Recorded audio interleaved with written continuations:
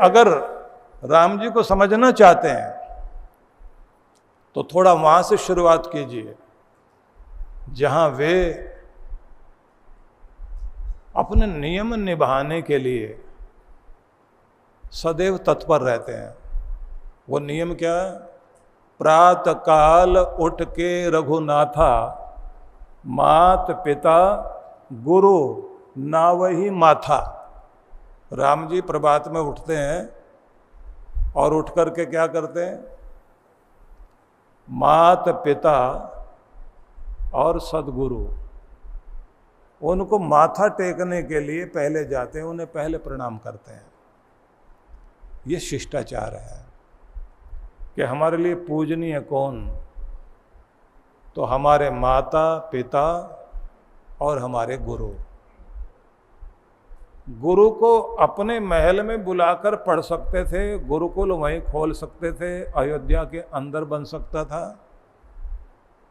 लेकिन राम जी पढ़ने के लिए जैसे और विद्यार्थी गुरुकुल में पढ़ने के लिए गए, उसी तरह से वे भी वशिष्ठ के आश्रम में पढ़ने के लिए गए।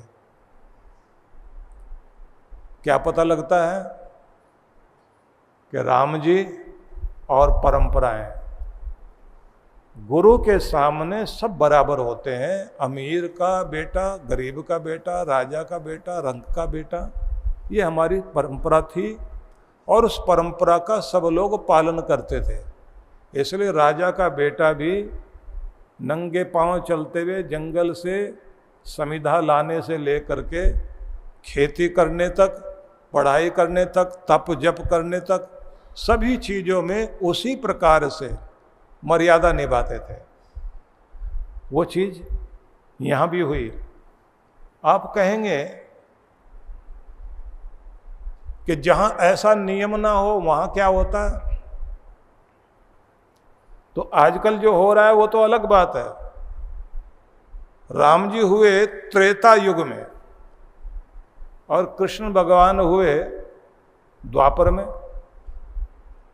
और जिस युग में हम जी रहे हैं यह है कलयुग।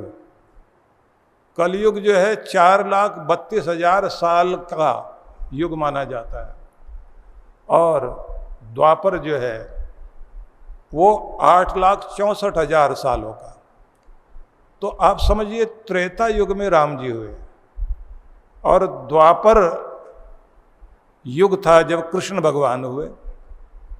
तो उस समय में मर्यादाएं हनन हुई, और उन मर्यादाओं का हनन होने के साथ साथ ये भी हुआ कि द्रोणाचार्य एक गुरुकुल चला सकते थे, लेकिन उनको आमंत्रित किया गया कि आप हस्तिनापुर में आइए। हस्तिनापुर के अंदर ही रहकर इसी के साम्राज्य में हमारे द्वारा नियत की गई भूमि में वहीं बैठकर इन बच्चों को पढ़ाओ।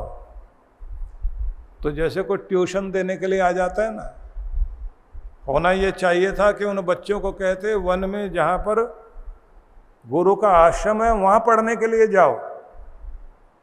हुआ उल्टा कि द्रोणाचार्य पढ़ाने के लिए वहाँ आ गए। परिणाम,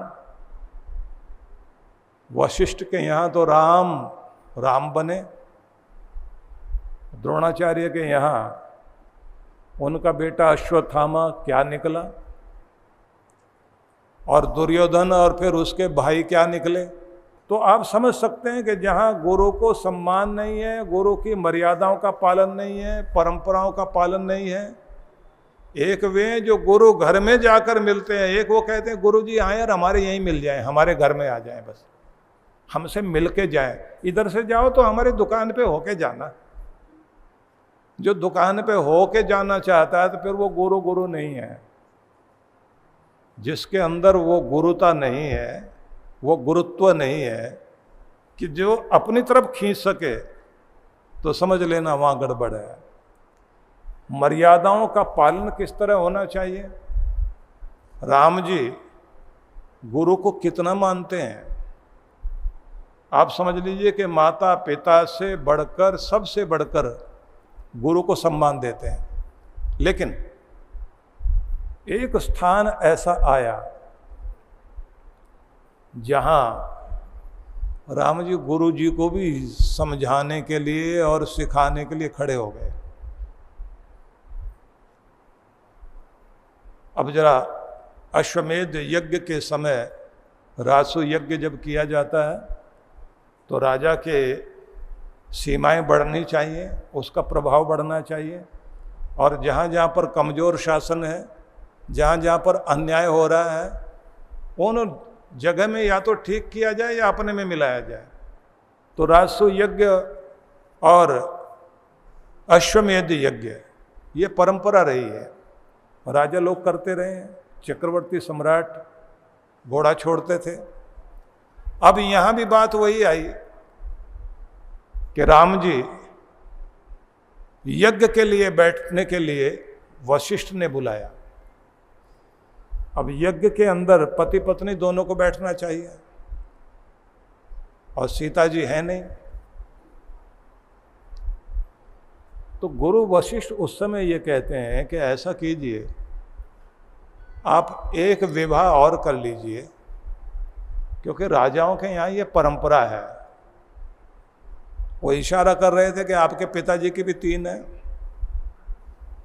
एक विवाह और कर लिया जाए तो उसका मतलब ये होगा यज्ञ पूरा होगा, और इससे ये होगा कि साम्राज्य को विस्तार देने के लिए आप पूरी तरह से यज्ञ को ठीक निभा करके और कार्य शुरू कर सकते हैं। राम जी उस समय क्या बोलते हैं कि गुरुदेव, शास्त्र में और भी व्यवस्थाएं हैं, मैं अपनी मर्यादा का हनन करूं, इसके बजाय शास्त्र में जो और प्रयोग बताए गए हैं उन प्रयोगों को आप ध्यान में रख लीजिए। आप ही यदि मुझे मर्यादा से, ठीक है मेरे पूर्वजों ने कोई मर्यादा अलग तरह की चलाई होगी, परंपरा चलाई, वो मर्यादा नहीं है, मैं उस परंपरा में सुधार करना चाहता हूं। और ये नहीं होगा कि राम के जीवन में दूसरा विवाह हो। अब राम जी की बात सुनने के बाद वशिष्ठ सोच में पड़ गए, और सोच में पड़कर उन्होंने कहा, तो आपके पत्नी वाले आसन पर फिर कौन बैठेगा? आसन तो खाली नहीं होना चाहिए। राम जी कहते हैं सीता ही बैठेंगी, क्योंकि मेरे हृदय में है वो। उस समय वो वाल्मीकि के आश्रम में थी सीता जी, तो बोले आसन तो खाली नहीं होना चाहिए। राम जी कहते हैं आप अपना कोई विकल्प देखिए। तो आखिर में बहुत विचार करने के बाद विकल्प ये हुआ कि सोने की सीता जी बनाई जाएं और उनको मंत्रों के द्वारा उसी तरह से जागृत किया जाए, उसी तरह आह्वान करके उनको साथ बैठाया जाए और यज्ञ पूरा किया जाए। राम जी ने कहा सोना इससे 10 गुना 100 गुना भी दिया जा सकता है, लेकिन मूर्ति जो मेरे हृदय में है वही बराबर में बैठेगी, मतलब सीता जी ही यहाँ बैठ सकती है। कि रामायण सिर्फ राम जी से नहीं बनी, वहाँ भरत जैसा भाई भी चाहिए, लक्ष्मण जैसा भाई भी चाहिए, शत्रुघ्न जैसा भाई भी चाहिए। वहाँ जहाँ सीता की जरूरत है वहाँ उर्मिला की भी जरूरत है, मांडवी की भी जरूरत है, श्रुति कीर्ति की भी जरूरत है। ये चारों बहुओं ने जिस तरह से अपने रघुकुल की मर्यादा को बनाया, अद्भुत बात है। कैकेयी ने निकलवाया, राम जी को वनवास दिलवाया, लेकिन राम जी ने सबसे पहले आकर कैकेयी माँ को सम्मान दिया। सारी चीजें दर्शाती है कि राम जी तो राम जी हैं, लेकिन रामायण एक व्यक्ति से नहीं बनती।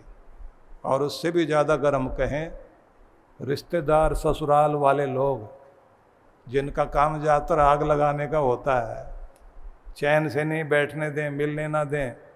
अच्छी ससुराल है तो कमाल होता है, लेकिन जनक को आप देखिए, उनके बीच में कहीं न भड़काने में, न काम खराब करने में, बल्कि उनके घर के मान बढ़ाने में हमेशा काम आए। जनक ने ये नहीं कहा तुम्हें वनवास दिया गया, हम मर गए, हम फौज लेके आते हैं, अभी ये करेंगे वो करेंगे, ऐसा कुछ नहीं हुआ। जहाँ रामायण राम जी से, उनके भाइयों से, बहुओं से बनती है, वहीं ससुराल पक्ष का भी योगदान दर्शाता है कि रामायण ऐसे बनती है, राम जी का स्वरूप ऐसे बनता है। इसलिए रामायण का नाम लेते ही घर में सुख शांति आती है। और लोग कहने लग जाते हैं किसी घर में झगड़ा है तो बड़ी महाभारत है वहाँ, तो कहीं प्रेम है तो कहते हैं घर नहीं है रामायण है। तो इसलिए सारे मिलकर अपना कार्य करें तो घर